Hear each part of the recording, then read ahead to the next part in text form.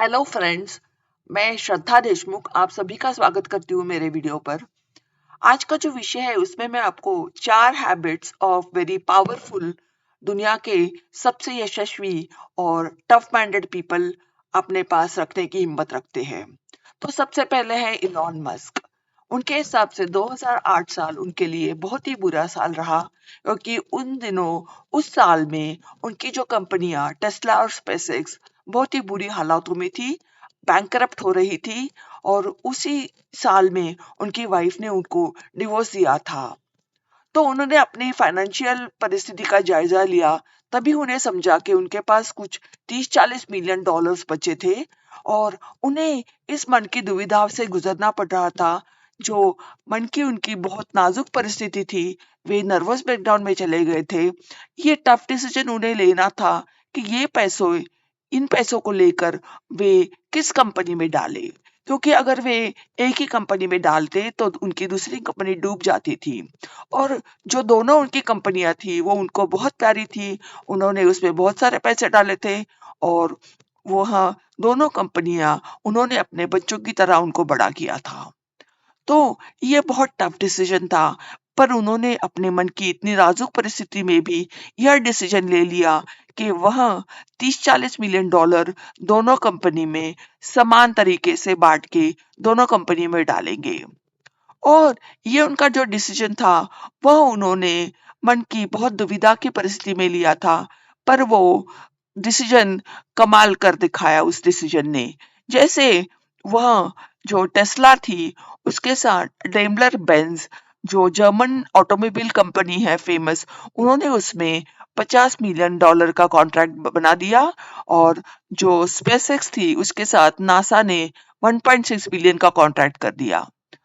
उस उदाहरण से हमें ये पता चलता है कि दुनिया के जो नामवर व्यक्ति होते हैं, नामवर हस्तियां होती हैं, वह अपने मन की नाजुक परिस्थिति, अपने फाइनेंसेस की बहुत खराब हालात में भी एक टफ डिसीजन लेने की हिम्मत दिखाते हैं, इसीलिए वह असाधारण बन जाते हैं।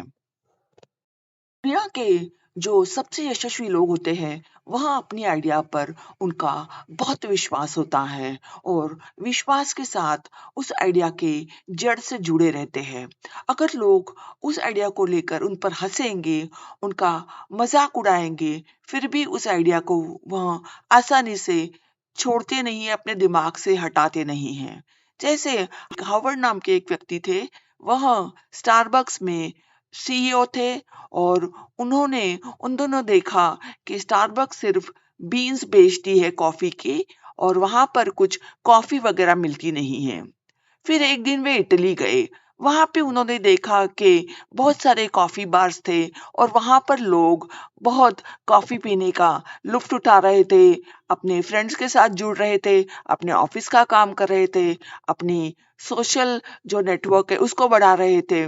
तो वो आइडिया दिमाग में उनके बहुत बैठ गई और उन्हें वह आइडिया बहुत पसंद आई। वह उस आइडिया को लेकर बहुत एक्साइटेड थे। जब वो अमेरिका वापस आए, उन्हें लगा कि उनके स्टारबक्स का जो स्टाफ है उन सभी को उस आइडिया को लेकर बहुत अच्छा लगेगा, पसंद आएगी ये आइडिया सबको। पर दोस्तों, वैसे हुआ नहीं। जो स्टारबक्स के जो ओनर थे, उन्होंने कहा कि नहीं, हम कॉफी बेचने वाले नहीं हैं, हम कॉफी के बीन्स बेचने वाले हैं। पर फिर भी हार्वर्ड की पोजीशन जो उनकी कंपनी में थी वह बहुत स्ट्रांग थी, इसीलिए उन्हें सियाटल में एक कॉफी बार खोलने का मौका दिया गया। और इस मौके का फायदा लेकर उन्होंने वहां पे जाके स्टारबक्स कॉफी का एक आउटलेट खोला और वहां पे उन्हें बहुत यश मिला। बहुत लोग कॉफी पीने आए। उन्होंने कॉफी शॉप को लेके अपनी कंपनी स्थापन की। और उसके बाद 2 साल में उस कंपनी ने इतना अच्छा यश दिया उन्हें कि कुछ लोगों की मदद लेके उन्होंने एक बड़ी कंपनी बनाई। और उसके बाद उन्होंने स्टारबक्स भी खरीद ली। वहां से शुरुआत हुई स्टारबक्स की कॉफी की। ये स्टारबक्स कॉफी दुनिया भर में मशहूर है। हम जिस कंट्री में भी जाएंगे वहां पे हमें स्टारबक्स कॉफी के आउटलेट दिखाई पड़ते हैं। इतनी ये दुनिया भर में मशहूर हो गई है। स्टारबक्स की कॉफी पीना एक बहुत अच्छा स्टेटस है और लोग इसीलिए स्टारबक्स की कॉफी के मग को लेकर घूमते यहाँ वहाँ ताकि दूसरों को समझे कि वे स्टारबक्स की कॉफी पी रहे हैं। और दूसरी बात ऐसी है कि उसका जो लोगो है उसमें टू टेल मरमेड दिखाई गई है। थॉमस एडिसन अमेरिका के बहुत बड़े बिजनेसमैन और एक बहुत बड़े इन्वेंटर, जो इन्वेंटर के नाम से बहुत जाने जाते थे, पर उनके साथ दिसंबर 1914 में एक बहुत बड़ा हादसा हुआ। दिसंबर 1914 में उनके न्यू जर्सी के प्लांट को भीषण आग लग गई।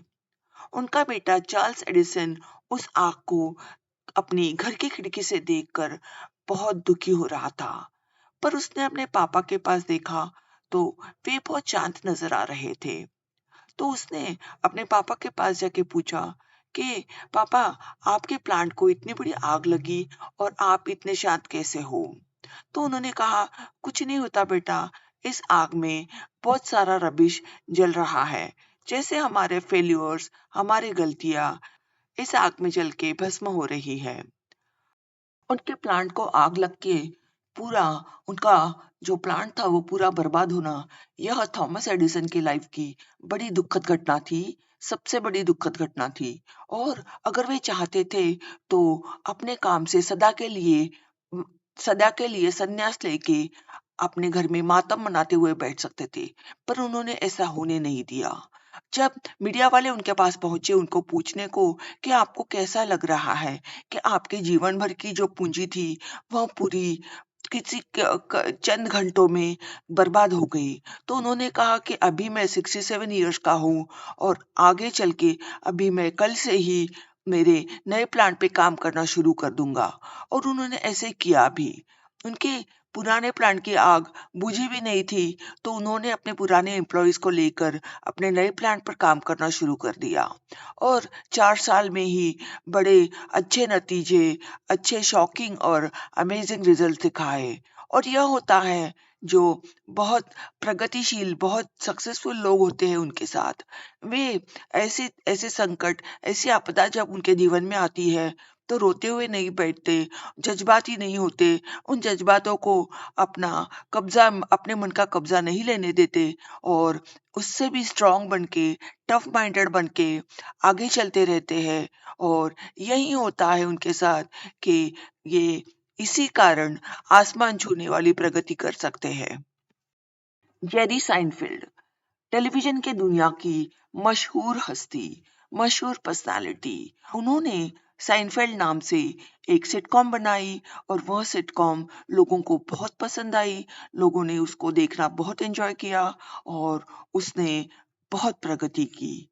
तो उसके बाद एक दिन उनको एक आइडिया आया कि कार में जाते हुए एक सेलिब्रिटी का कॉफी पीते हुए इंटरव्यू लेना और उसको शूट करके उसको टेलीविजन पर अपने एपिसोड्स डाल के उसका एक शो बनाना। पर इस आइडिया को लेकर उन्होंने काफी लोगों से वह बात शेयर की, पर किसी ने उनको साथ नहीं दिया। सब लोगों ने उस आइडिया को नापसंद किया, पर उन्होंने उसको उस आइडिया को लगन से, दृढ़ता से पकड़ के रख दिया, अपने दिमाग में बिठाया ही रखा था। और एक दिन ऐसा आया जिस दिन उस आइडिया को, उस शो को प्लेटफॉर्म मिल गया और उस प्लेटफॉर्म पर उन्होंने वह शोज बनाना शुरू कर दिया और टीवी पर वे शोज आने लगे, लोगों को बहुत पसंद आए, लोग देखने लगे, बहुत लोकप्रिय हो गए। और इस सब बातों के बीच नेटफ्लिक्स ने उस शो को खरीद लिया। तो यह होता है कि जो लोग बहुत मशहूर होते हैं वे अपने आइडियाज को लेकर लगन और दृढ़ता से बहुत चलते रहते हैं और वो ऐसा नहीं सोचते कि अरे मैं तो इतना मैं मशहूर हूँ, पॉपुलर हूँ, क्यों उसको नापसंद कर रहे हैं, ऐसे सोचते नहीं बैठे। उन्होंने अपने आइडिया को लेकर, अपनी आइडिया एक दिन असलियत में साकार होने वाली है, इस सपने को देखना जारी रखा और इस कारण उनको विकास मिला, प्रगति मिली और आखिर में यश संपादन हुआ।